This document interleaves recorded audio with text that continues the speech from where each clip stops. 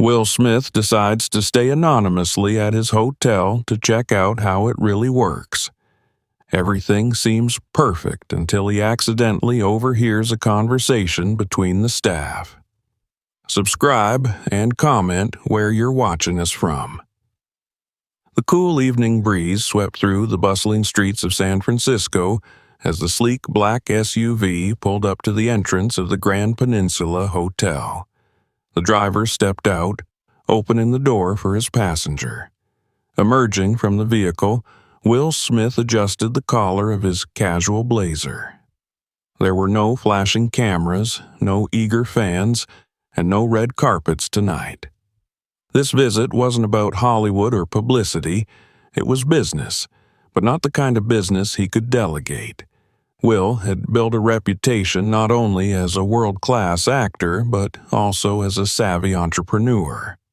His recent foray into the luxury hospitality industry had been a calculated move. The Grand Peninsula was the crown jewel of his acquisitions, its understated elegance drawing the elite of society. However, Will knew appearances could be deceiving. The reports he received from his executive team painted a picture of perfection, but he wanted to see the reality for himself. He chose to visit anonymously as a guest among many. Arriving late in the evening ensured he could observe the hotel's operations without the usual fanfare his presence attracted. He instructed his staff to make no special preparations for his arrival, ensuring that what he saw tonight would be unvarnished truth. The glass doors slid open as Will stepped into the lobby. The space was breathtaking, even for someone accustomed to opulence. Polished marble floors gleamed under the soft light of intricate crystal chandeliers. A grand piano sat in the corner, its presence more decorative than functional at this hour. The gentle murmur of a fountain near the bar blended seamlessly with classical music playing in the background. Will's practiced eye took in the details: the symmetry of the floral arrangements, the seamless efficiency of the concierge staff, and the discreet elegance of the furniture. Everything seemed perfect, but he knew perfection often came at a cost, especially for those working behind the scenes. As he moved further into the lobby, something caught his attention. Near the center of the room, a young black man in a sharp uniform stood carefully arranging a bouquet of lilies in a tall crystal vase. His movements were deliberate, each stem placed with precision and care. Will paused, observing him for a moment. There was something about the young man's focus that struck him, an almost meditative quality that contrasted sharply with the bustling energy of the hotel. Will approached the front desk and casually nodded to the clerk. He checked in under a pseudonym, declining the assistance of a bellhop for his single carry-on bag. Instead of heading to his room, he made his way to one of the plush leather armchairs tucked in a shadowy corner of the lobby. From there, he could observe without drawing attention to himself. The young man with the flowers caught his attention again. Will leaned back in his chair, watching as the man worked. His name tag read Marcus. There was a quiet dignity in the way Marcus carried himself, an air of professionalism that spoke of someone who took pride in his work. Will couldn't help but think of his own beginnings, how he had once been the young man trying to prove himself in a world that often underestimated him. As Marcus adjusted the final lily, a colleague walked past and whispered something to him. Marcus nodded and smiled faintly before turning his attention back to the arrangement. Will noted how effortlessly Marcus maintained his composure, even in the face of what seemed to be a subtle jab. It was a skill Will recognized from his own experience navigating the unspoken prejudices of Hollywood. The lobby began to quiet as the night deepened. Guests strolled in and out, some returning from late dinners or evening events. Will noticed the seamless coordination of the staff. Everyone moved with purpose, their roles clearly defined. Yet he couldn't shake the feeling that something was just beneath the surface, something the polished exterior of the hotel couldn't hide. His phone buzzed in his pocket, pulling him out of his thoughts. He glanced at the screen, a reminder of an early meeting the next day and a string of unread messages. He silenced the notifications, deciding to focus on the here and now. He wasn't just a guest tonight, he was an observer, and the night was just beginning. As he settled back into his chair, Will's mind wandered. He thought about the challenges of running a business where perception was everything. In the entertainment industry, he had learned how quickly a reputation could be built or destroyed. In hospitality, he suspected, the stakes were even higher. A single bad experience could ripple out, affecting not only the brand, but also the livelihoods of those who worked tirelessly behind the scenes. The sound of soft laughter drew his attention to a couple entering the lobby. They were young, their attire casual but expensive. They didn't notice Marcus as they passed him, too engrossed in their conversation. Marcus, however, gave them a polite nod, his professionalism unwavering. Will watched as Marcus returned to his station, checking the arrangement one last time before stepping back to admire his work. There was a small smile on his face, a brief moment of satisfaction that seemed to make all his effort worthwhile. Will couldn't help but smile too. It was a small thing, but it spoke volumes. In that quiet act of care, Marcus embodied everything Will hoped to foster in his businesses: pride in one's work, dignity, and an unwavering commitment to excellence. As the clock ticked toward midnight, Will felt a sense of anticipation. He had come here to see the truth, and already he had a glimpse of it. The question was, what else would the night reveal?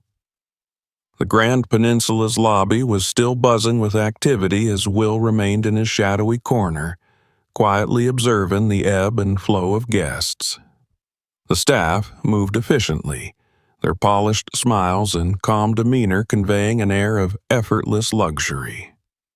Marcus, the young man Will had noticed earlier, had just finished his meticulous floral arrangement and was now tidying the area around the front desk. His movements were deliberate, yet unhurried, and Will couldn't help but admire the young man's poise. It was then that the atmosphere shifted. The glass doors slid open with a soft whisper, and an older couple entered the lobby. They were immediately noticeable, not because of their attire, though their designer outfits screamed wealth, but because of the aura of entitlement that seemed to radiate from them. The man, tall and broad-shouldered, wore a tailored blazer over an open-collared shirt, the kind of look that said he had money and wanted everyone to know it. His wife, impeccably dressed in a form-fitting black dress, carried a designer clutch that she held as if it were a trophy. They strode toward the front desk, with the confidence of people who believed the world revolved around them.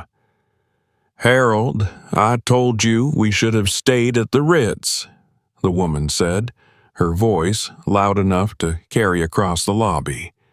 She glanced around, her lips pursing in thinly veiled judgment. "This place used to be so much better." Her husband grunted in agreement. "Let's just get this over with. I'm exhausted."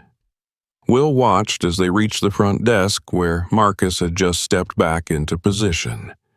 He greeted them with the same professional smile he had offered every other guest that evening. "Good evening.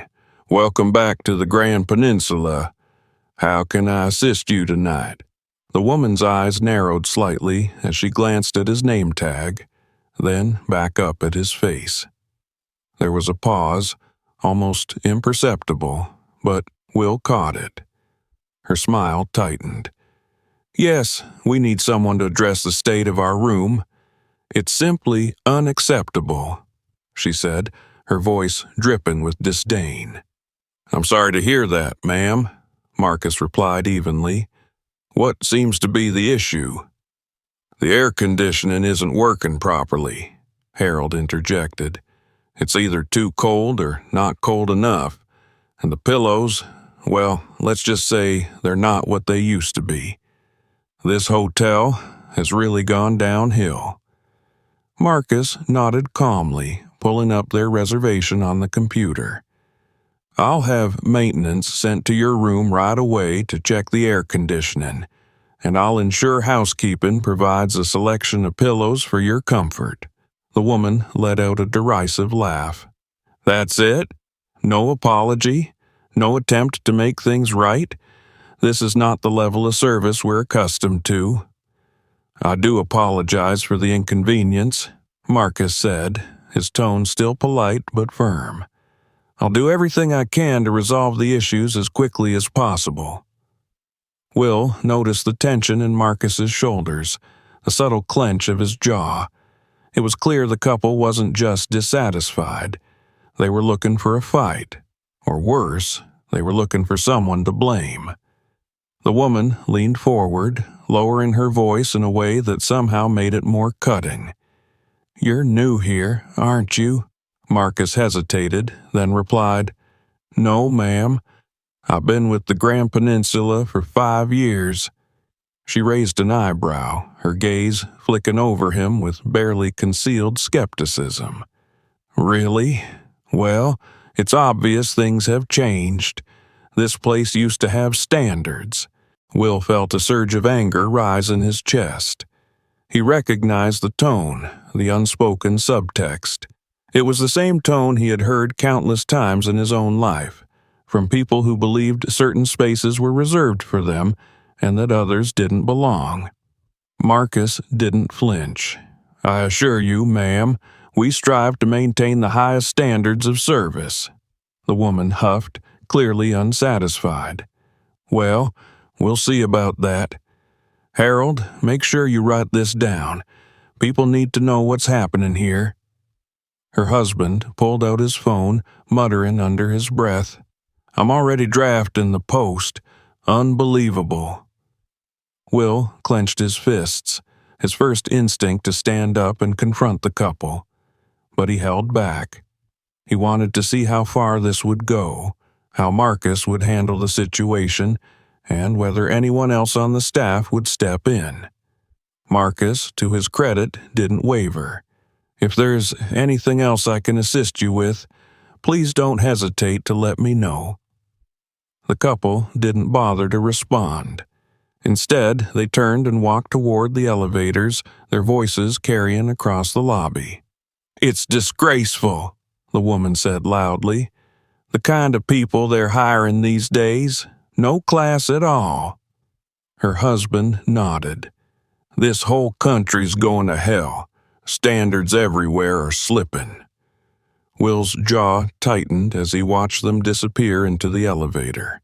He glanced back at Marcus, who was now standing motionless behind the desk. The young man's composure hadn't cracked, but Will could see the tension in his frame, the way his hands gripped the edge of the desk just a little too tightly. Will leaned back in his chair, his mind racing. He had come here to observe, to see the truth of his hotel's operations.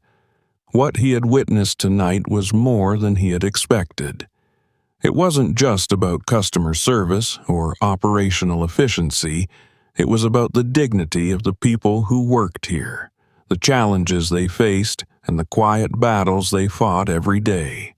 As the lobby began to empty for the night, Will remained where he was, his thoughts heavy. This wasn't just a bad customer experience. It was a symptom of something deeper, something systemic, and he wasn't going to ignore it. The night was far from over. By the time Will made it to his room, the events of the lobby were still playing on a loop in his mind. The lavish suite was as luxurious as he expected, floor-to-ceiling windows offering a glittering view of San Francisco's skyline, plush furniture perfectly arranged, and a tray of artisanal chocolates waiting on the coffee table. None of it mattered. His thoughts remained fixed on the couple's venomous comments and the quiet strength Marcus had displayed under pressure. Will tossed his bag onto a chair and sank onto the edge of the king-size bed, pulling out his phone. A part of him wanted to check emails, to lose himself in the endless stream of demands from his other businesses, but instead he found himself opening social media. If the couple's remarks in the lobby were anything to go by, they wouldn't let the incident end there. He wasn't wrong. The top post in a hospitality review group caught his eye immediately. It was written by Harold Preston, complete with a picture of the Grand Peninsula lobby, captioned, "Once a beacon of luxury, now just another hotel with subpar service and questionable staffing choices. Standards have fallen." The post had already gained traction, with comments pouring in from others who were quick to share their own grievances about the service industry. Words like disgraceful, unprofessional, and poor management jumped out at him. Will scrolled further. One comment caught his attention. "I can't believe the staff they're hiring these days. What happened to class?" Another added, "If the owners don't care about maintaining standards, why should the guests?" The more he read, the more his anger simmered. These weren't just critiques. They were thinly veiled attacks on Marcus, though his name wasn't mentioned directly. The post didn't stop at vague complaints either. Harold had gone as far as to imply that the hiring practices at the Grand Peninsula had led to a decline in quality, leaving little doubt about the underlying prejudice. Will's first instinct was to fire off a response, to defend his employee and call out the racism that was barely concealed in the post. His fingers hovered over the keyboard, but he hesitated. A direct response from him would draw immediate attention, and while he wasn't afraid of the spotlight, he wanted to be strategic. This wasn't just about one post or one couple. It was about something bigger. Instead, he opened the hotel's management portal and searched for the Prestons' records. It didn't take long to find their profile.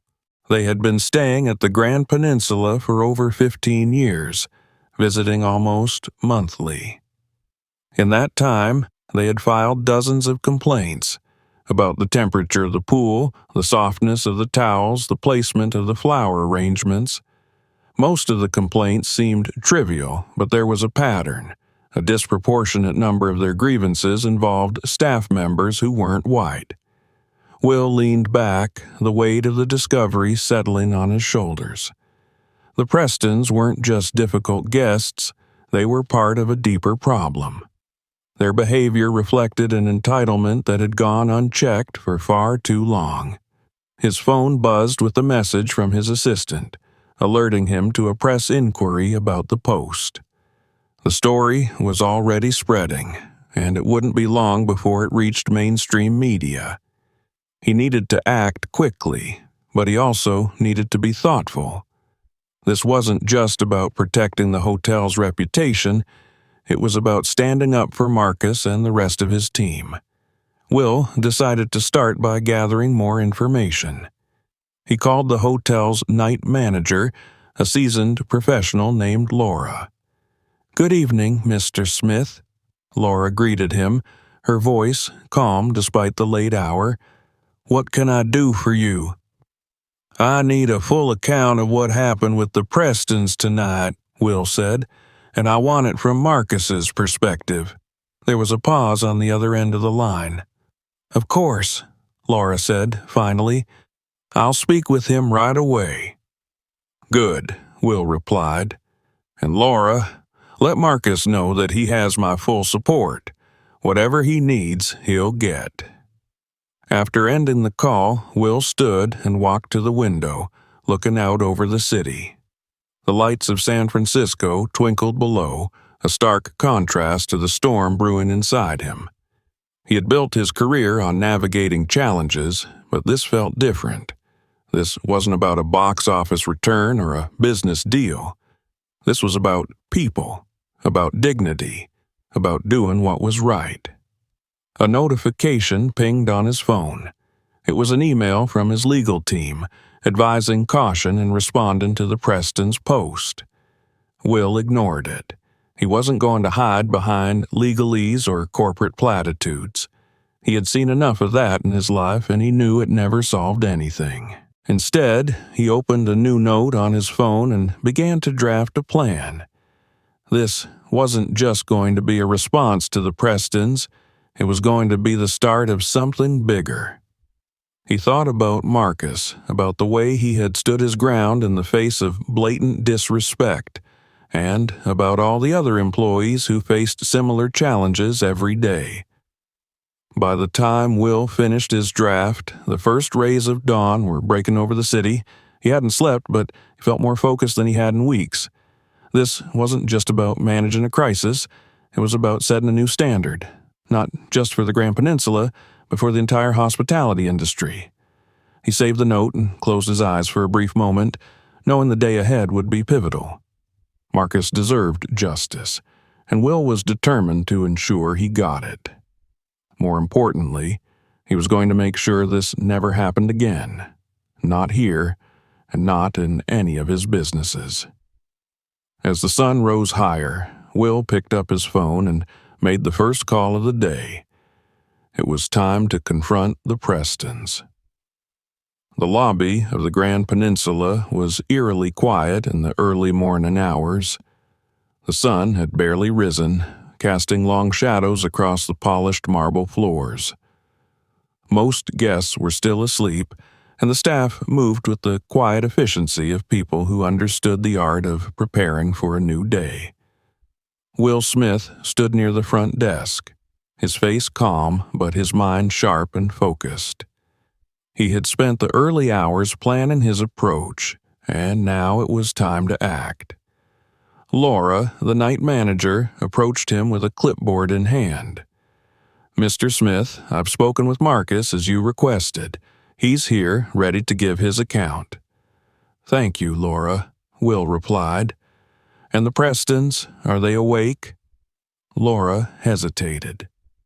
"Yes, they called the front desk earlier with another complaint about their air conditioning. I took the liberty of sending someone up to address it." Will nodded. "Good. Ask them to meet me in the lobby. Tell them the owner would like to speak with them." Laura's eyes widened slightly, but she nodded and walked away to make the call. Will turned his attention to Marcus, who stood near the front desk, his uniform freshly pressed and his posture impeccably straight. Despite his composed exterior, there was a tension in his expression that hadn't been there the night before. "Marcus," Will said, approaching him, "I want to thank you for staying calm last night. I know it wasn't easy." Marcus nodded, his voice steady but subdued. "Thank you, sir. I just did my job." "You did more than that," Will said. "You showed dignity and professionalism in the face of blatant disrespect. That's not something everyone can do." Marcus glanced down for a moment, then met Will's gaze. "It's not the first time I've dealt with something like that." Will felt a pang of anger at the thought. It shouldn't have to be. That's why I'm addressing it now. Stay here. This won't take long. A few moments later, the elevator chimed and the Prestons stepped into the lobby. Harold was dressed casually, his shirt untucked, and Margaret wore an expensive silk robe, her hair pinned back in an effortless style that screamed wealth. Both of them looked irritated, though their expressions shifted to surprise when they saw Will waiting for them. "Mr. Smith," Harold said, recovering quickly, "what a pleasant surprise. We didn't realize you were in town." Will offered a tight smile. "Good morning. I thought it was time we had a conversation." The Prestons exchanged a glance, then approached him cautiously. "Of course," Margaret said, her tone syrupy. "Is there something we can do for you?" "Actually," Will said, gesturing toward a nearby seating area. "There's something I need to discuss with you." They followed him reluctantly, settling into the plush chairs.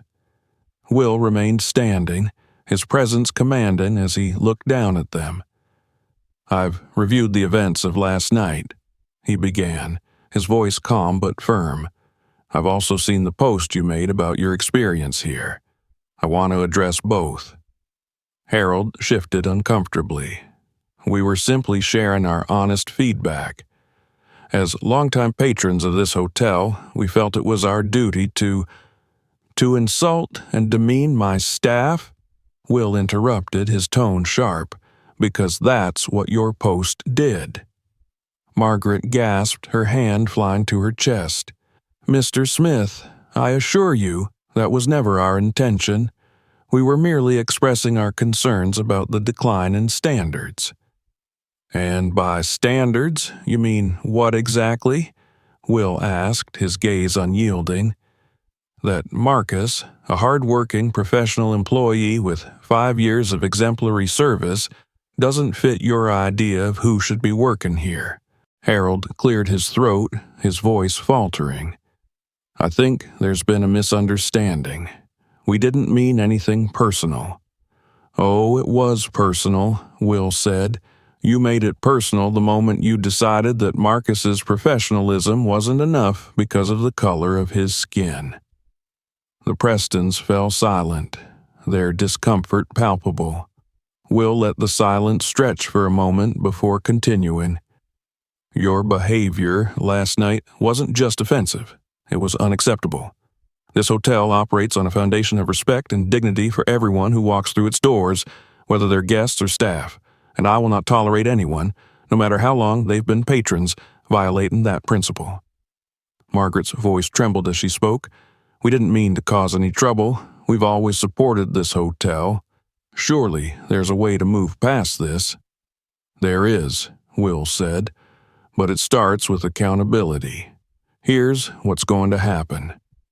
First, you're going to delete your social media post and replace it with a public apology. An apology that acknowledges not just your dissatisfaction, but the way you treated Marcus." Harold opened his mouth to protest, but Will held up a hand, silencing him. "Second," Will continued, "you're going to make a donation to a new fund I'm establishing.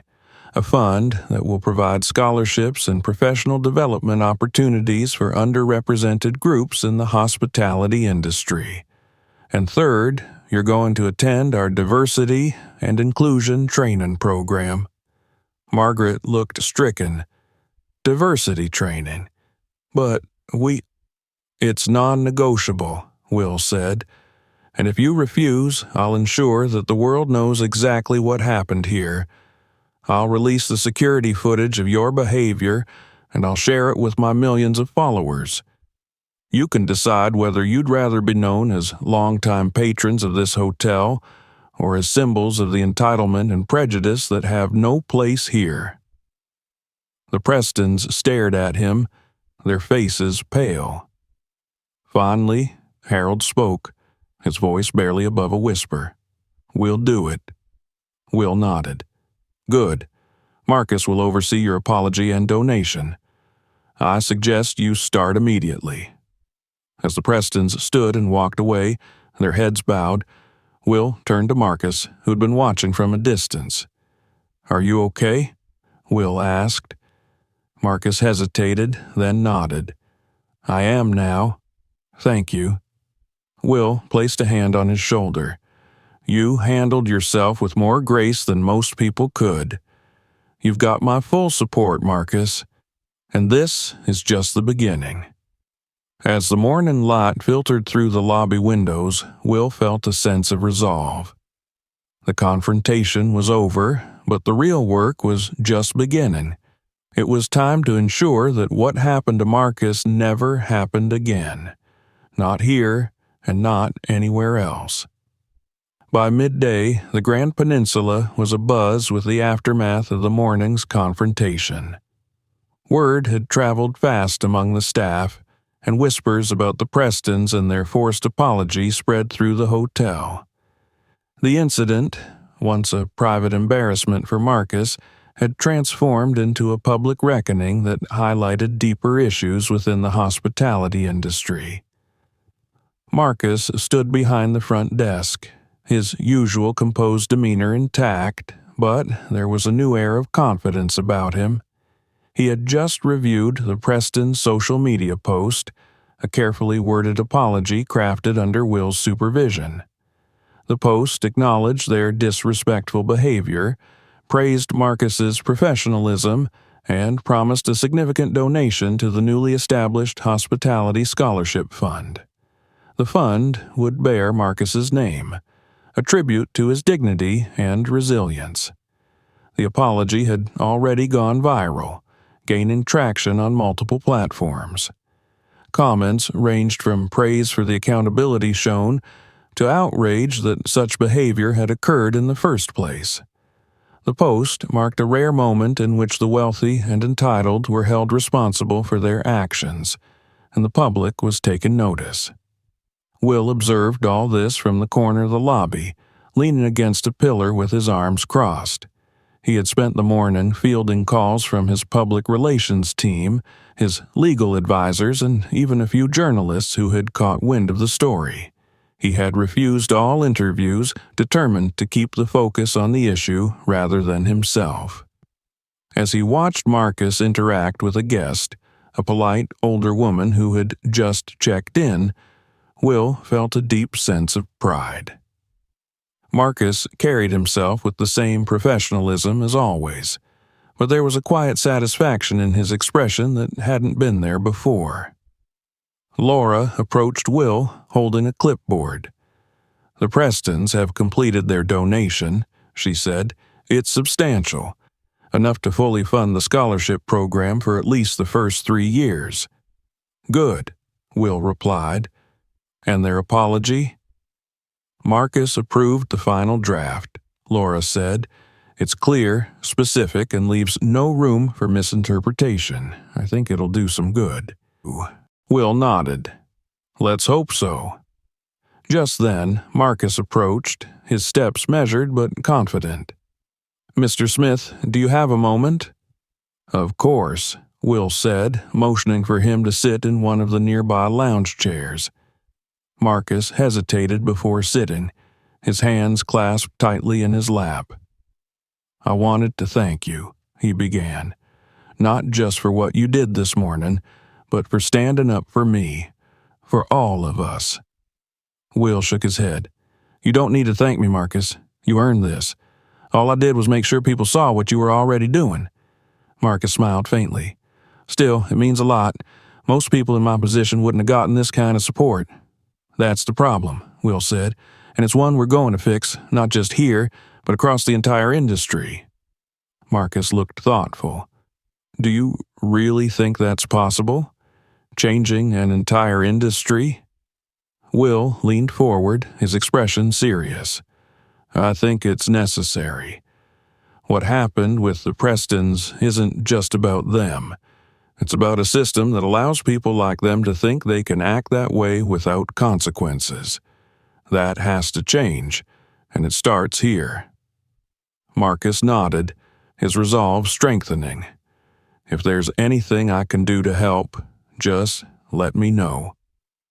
"You've already done more than you realize," Will said, "but I'll definitely be calling on you. This is just the beginning." As Marcus returned to his duties, Will felt a renewed sense of purpose. The confrontation with the Prestons had been a necessary step, but it was far from the end of the road. Real change would require more than just a public apology and a scholarship fund. It would require a cultural shift within the hospitality industry itself. Later that afternoon, Will held a meeting with the hotel's senior staff. The atmosphere in the boardroom was tense but hopeful. The events of the past 24 hours had shaken everyone, forcing them to confront uncomfortable truths about the way the hotel operated. "We're implementing a new policy," Will announced, his tone firm. From now on, this hotel and every property in our portfolio will adhere to a zero-tolerance policy for discrimination of any kind. That applies to guests as well as staff." One of the department heads raised a hand hesitantly. "And how will we enforce that?" "Training and accountability," Will replied. "Every employee, from management to housekeeping, will undergo diversity and inclusion training. We're also setting up a system for staff to report incidents anonymously, and every report will be investigated thoroughly." Another manager spoke up. "And the guests? What if they refuse to comply?" "Then they'll be asked to leave," Will said simply. "We don't need guests who think they're entitled to disrespect the people who work here." The room fell silent as the weight of his words sank in. It was a bold move, one that could alienate some of their wealthiest clients, but Will didn't waver. He knew that real change required real risks. As the meeting adjourned, Will felt a sense of momentum building. The staff seemed energized, inspired by the possibility of a better workplace. Marcus's story had sparked something, and Will was determined to keep the fire burning. By evening, the hotel was back to its usual rhythm, the lobby bustling with activity as new guests arrived. Will stood by the front desk, watching as Marcus trained a younger employee on the intricacies of guest relations. His calm, confident manner made it clear why he had been chosen to represent the new standard for the Grand Peninsula. For the first time in a long while, Will felt optimistic, not just about the future of the hotel, but about the impact they could have on the entire industry. This was more than just a business venture. It was a chance to make a difference, and he wasn't going to waste it. The following week marked the beginning of a transformation at the Grand Peninsula. Word of the Prestons' incident and the subsequent changes initiated by Will Smith had begun to spread beyond the walls of the hotel. The apology post, now widely circulated, had sparked a broader conversation about discrimination and respect within the hospitality industry. While some hailed the move as groundbreaking, others, particularly in elite circles, whispered about Will's overreach in holding guests accountable. Will wasn't fazed by the mixed reactions. In his eyes, this was the only path forward. The day began with a meeting in the hotel's grand conference room, where all department heads and a selection of staff representatives had gathered. The room was a blend of apprehension and curiosity, the weight of recent events still fresh in everyone's minds. Will stood at the head of the long mahogany table, his presence commanding but approachable. "Good morning, everyone," he began, his voice steady. "I'm sure you've all heard about the changes we're implementing. Today, I want to talk about what that means, not just for this hotel, but for all of us." He paused, letting the room settle before continuing. "We've always prided ourselves on being a beacon of luxury and excellence," he said, "but true excellence isn't just about the guest experience. It's about how we treat the people who make that experience possible. That's where we've fallen short." A murmur of agreement rippled through the room. Some nodded, while others looked down, reflecting on their own roles in the system. "From this day forward," Will said, "we're adopting a new policy. Zero tolerance for discrimination. That applies to everyone. Staff, guests, vendors, no exceptions." He turned to Laura, the night manager, who stood beside him. "Laura will be overseeing the implementation of our new employee training program. This will include mandatory diversity and inclusion workshops for all staff. These sessions won't just be about checking a box. They'll be about fostering understanding, empathy, and respect." Laura stepped forward, addressing the room. "We'll also be creating an anonymous reporting system for employees. If you experience or witness discrimination, you'll have a safe way to report it, and every report will be thoroughly investigated. One of the managers raised a hand. What happens if a guest refuses to comply with these standards? Will didn't hesitate. They'll be asked to leave, and if necessary, we'll blacklist them from all our properties. The room fell silent at the weight of his words. This was a radical departure from the usual "customer is always right" mantra that dominated the hospitality industry. But Will knew it was a necessary step. "This is about more than just policy," he continued. "It's about culture. We're setting a new standard, not just for this hotel, but for the entire industry. And it starts with us." Marcus, seated near the middle of the table, raised his hand. "What about support for career growth? A lot of us start at the bottom, but we don't always get the resources to move up." Will smiled. "Great question, Marcus. That's why we're launching a professional development program alongside the scholarship fund. Employees who show promise and commitment will have access to training, mentorship, and financial support to pursue their goals. Whether you want to move into management, specialize in a specific area, or even open your own business someday, we're here to help." The room buzzed with excitement at the announcement. For many, this was the first time they had felt genuinely valued in their workplace. As the meeting concluded, Will noticed a shift in the atmosphere. The staff seemed energized, their expressions brighter, their movements more purposeful. It wasn't just the promise of change. It was the realization that their voices mattered. Later that afternoon, Will met with a group of staff members in the employee lounge. It was a casual gathering, meant to encourage open dialogue about the new policies.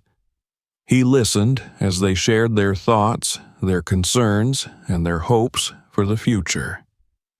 One housekeeper, Maria, spoke about her experiences with rude guests who dismissed her efforts or ignored her entirely. "It's not just the big things," she said. "It's the little ways they make you feel invisible." Another employee, a bellhop named Darnell, shared a story about being asked if he was qualified to handle expensive luggage. "It wasn't even about the bags," he said. "It was about them looking at me and assuming I wasn't good enough." Will listened intently, taking notes and asking questions. He wanted to understand the nuances of their experiences so he could address them effectively. "Thank you for sharing," he said when the discussion ended. "I can't promise to fix everything overnight, but I can promise this. We're committed to building a workplace where everyone feels respected, valued, and safe." As the sun set over the city, Will returned to his suite, his mind buzzing with ideas. He knew the road ahead wouldn't be easy. Change was rarely welcomed without resistance, and he expected pushback from certain guests, stakeholders, and even competitors. But he also knew that real leadership wasn't about taking the easy path. It was about doing what was right, even when it was hard. Before heading to bed, Will drafted an email to his team, outlining the next steps for rolling out the new policies across the entire chain of hotels. He ended the message with a quote he often returned to in moments of uncertainty. "The true measure of a person isn't how they treat those who can do the most for them, but how they treat those who can do the least." With that, he set his phone down and turned off the lights, ready for whatever challenges the next day would bring. Change was in motion, and there was no turning back. The morning sun streamed through the floor-to-ceiling windows of the Grand Peninsula's lobby, casting warm golden light on the bustling scene below. It had been a week since the Preston's incident, but its impact was still reverberating far beyond the confines of the hotel. the air in the lobby was charged with a new energy, one of purpose and determination. Guests came and went, oblivious to the quiet revolution unfolding within the walls of the hotel, but for the staff, everything had changed. Will Smith stood near the front desk, observing the morning operations. He had made it a habit to spend time in the lobby, not as an overseer, but as a participant, immersing himself in the daily rhythm of the hotel. His presence was no longer a surprise to the staff, who now saw him as a hands-on owner genuinely invested in their well-being. Laura, the night manager, approached him with a tablet in hand. "Morning, Mr. Smith," she said. "You'll want to see this." Will took the tablet and scanned the screen. It displayed a flood of messages from employees across the company's hotel chain. Inspired by the changes at the Grand Peninsula, staff at other properties were sharing their own stories of discrimination and mistreatment. Many expressed hope that the new policies would bring long-overdue change. "They're really opening up," Will said, his tone thoughtful. "They are," Laura replied. "For a lot of them, this is the first time they feel like someone's actually listening." Will nodded. "That's good. But listening is just the first step. We need to make sure they see action." The ripple effects of the Preston's apology and the new policies were spreading rapidly. The hospitality industry had taken notice, with other hotel chains reaching out to discuss potential collaborations on diversity and inclusion initiatives. The media had also picked up the story, with headlines ranging from "Will Smith sets new standards in hospitality" to "Luxury hotel confronts racism head-on." But not all the feedback was positive. Some critics accused Will of pandering to social justice movements or risking the financial stability of his hotels by alienating high-spending guests. Others questioned whether the changes were sustainable in an industry that often prioritized profit over people. Will welcomed the criticism. To him, it was proof that he was pushing boundaries. Later that afternoon, Will attended a virtual meeting with executives from other major hotel chains. The group included some of the most powerful names in the industry, many of whom were reluctant to embrace change. "We've all seen the headlines," began Victoria Hawthorne, CEO of a luxury hotel chain known for its exclusivity. "While I admire your intentions, Mr. Smith, I have to question the practicality of your approach. Guests expect a certain level of service, and sometimes that means tolerating behavior we don't agree with." Will's expression remained calm, but his voice was firm when he responded. "Respect and dignity aren't negotiable, Victoria. If a guest thinks they're entitled to mistreat the people who serve them, they're not the kind of guest we want." James Chen, the owner of a well-known international hotel chain, chimed in. "But what about the bottom line? Let's not pretend this won't have financial consequences. High-paying guests aren't easily replaced." "Maybe not," Will said, "but what's the cost of doing nothing? What's the cost of losing talented staff because they don't feel safe or valued? What's the cost of being known as a company that turns a blind eye to discrimination?" The room fell silent. Will could see the tension in their expressions, executives torn between preserving their status quo and acknowledging the undeniable truth in his words. "This isn't just about one hotel," Will continued. "It's about redefining what luxury means. True luxury isn't just about marble floors and crystal chandeliers. It's about creating an environment where everyone, guests and staff alike, feels respected and valued. And if we, as industry leaders, can't commit to that, then we're failing." After a long pause, James Chen spoke again. "I'll admit, I've been resistant to change, but maybe it's time. Count me in." One by one, the other executives nodded their agreement.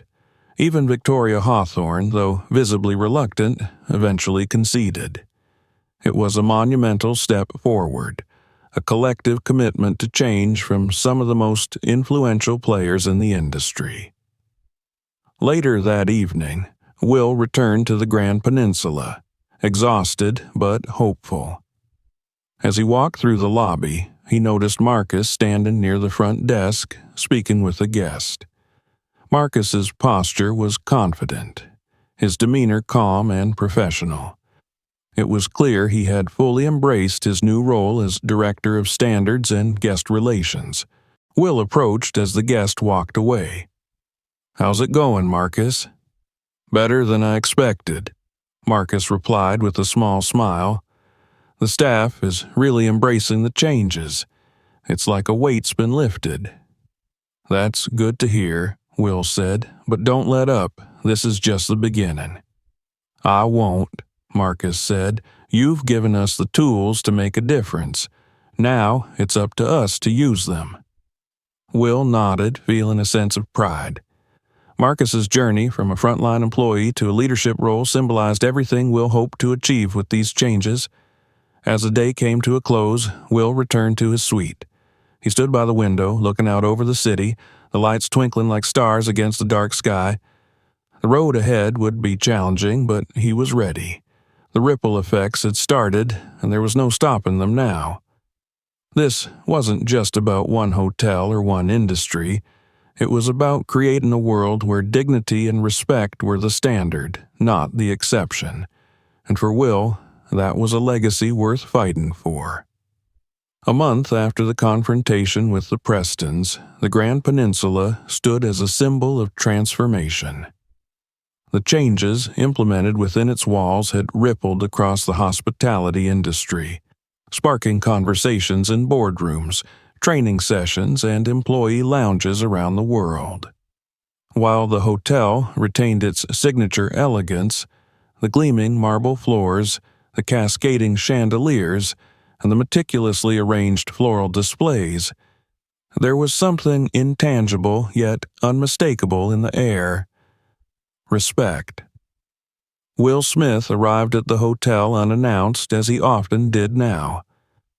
The staff had grown accustomed to his presence, not as a distant celebrity owner, but as someone who genuinely cared about the people and the space they created together. He moved through the lobby, noting how much had changed in such a short time. Marcus was at the front desk, wearing a perfectly tailored suit and a name tag that now read Director of Standards and Guest Relations. He was speaking with a young employee, gesturing toward a guest who seemed unsure of where to go. Marcus's calm, confident demeanor set the tone for the interaction, and the employee nodded, heading off to assist the guest. Will smiled. Marcus had fully embraced his new role, not just as a leader, but as a mentor. It was a far cry from the quiet young man arranging flowers in the corner of the lobby just weeks ago. "Good morning, Marcus," Will said as he approached the desk. Marcus turned, his face lighting up. "Good morning, Mr. Smith. I didn't know you were stopping by." "I like to keep you all on your toes," Will said with a grin. "How's everything going?" "Busy," Marcus replied, "but in a good way. We've had a lot of new guests lately, people who've heard about the changes and want to see for themselves." "And the staff?" Marcus's smile softened. "They're inspired. I think for the first time they feel like they're part of something bigger, like their voices actually matter." Will nodded. "That's exactly what I hoped for." As they spoke, Laura approached with a clipboard. "Mr. Smith, the media team is setting up for the press conference. Are you ready?" Will glanced at Marcus. "You ready to share the spotlight?" Marcus looked surprised. "Me?" "Absolutely," Will said.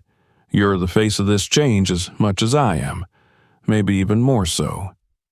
Marcus hesitated for a moment, then nodded. "Let's do it." The press conference was held in one of the hotel's grand ballrooms, its soaring ceilings and crystal chandeliers providing a dramatic backdrop. Reporters and photographers filled the space, their murmurs creating a low hum of anticipation. At the front of the room, a podium had been set up, flanked by banners bearing the hotel's logo and the new slogan, "Luxury with Integrity." Will stepped up to the podium first, his presence commanding the room. Cameras flashed as he began to speak. "Good morning, everyone. Thank you for being here today. Over the past month, we've embarked on a journey to redefine what hospitality means, not just for the Grand Peninsula, but for the entire industry." He paused, letting his words settle. This journey began with a simple truth: that luxury isn't just about what you see, but about how you feel, and no one should ever feel invisible, disrespected, or devalued in a place that claims to offer the best. The audience was silent, hanging on his every word. "We've made changes here, real changes," Will continued. "From a zero-tolerance policy for discrimination to professional development programs for our staff, we're building a culture where respect isn't just a buzzword. It's a standard." He gestured to Marcus, who stood to the side. "And I want to introduce someone who exemplifies that standard every day. Marcus has been with the Grand Peninsula for 5 years, and his dedication, professionalism, and resilience have inspired us all. Marcus, the floor is yours." Marcus stepped up to the podium, looking out over the sea of faces. His nerves were evident, but he quickly found his voice. "Thank you, Mr. Smith," he began. "When I started here, I never imagined I'd be standing in front of all of you today. I came to this job because I believed in the power of hospitality, the power to make people feel welcomed and valued. But over the years, I've also seen how easily that power can be undermined when we don't hold ourselves and others accountable." He paused, his gaze steady. "What happened here a month ago was a turning point, not just for me, but for everyone who's ever felt overlooked or disrespected. And the changes we've made since then are proof that we can do better, not just as a hotel, but as people." The room erupted into applause as Marcus stepped back, his face a mix of pride and humility. The press conference concluded with a quanda session, during which reporters asked about the new policies, the industry's response, and the long-term vision for the Grand Peninsula. Will and Marcus answered each question with honesty and conviction, emphasizing that this was just the beginning. Later that evening, as the sun dipped below the horizon, Will stood in the lobby, watching the hotel come alive with the evening crowd. The Grand Peninsula was still a place of luxury, but now it was something more, a place of purpose. Marcus approached him, a rare moment of quiet in the bustling lobby. "Thank you for pushing me to speak today," he said. "It meant a lot." "You earned it," Will replied, "and you'll keep earning it. This is just the start, Marcus." As Marcus returned to his duties, Will lingered in the lobby, reflecting on everything that had led to this moment. The journey hadn't been easy, and there were undoubtedly more challenges ahead. But for the first time, he felt certain they were on the right path. Sometimes, real change started with one moment, one decision, one act of courage. And sometimes, if you were lucky, that change grew into something bigger, something that could change the world. Will smiled as he turned to leave, the sound of the fountain in the lobby blending with the soft hum of conversation. This wasn't just a new beginning for the Grand Peninsula. It was a new beginning for everyone who believed in the power of dignity and respect. Thanks for watching. If you enjoyed this video, make sure to subscribe for more stories and insights. Don't forget to check out our other videos for more engaging content, and share this one with friends who would love it too. See you in the next one.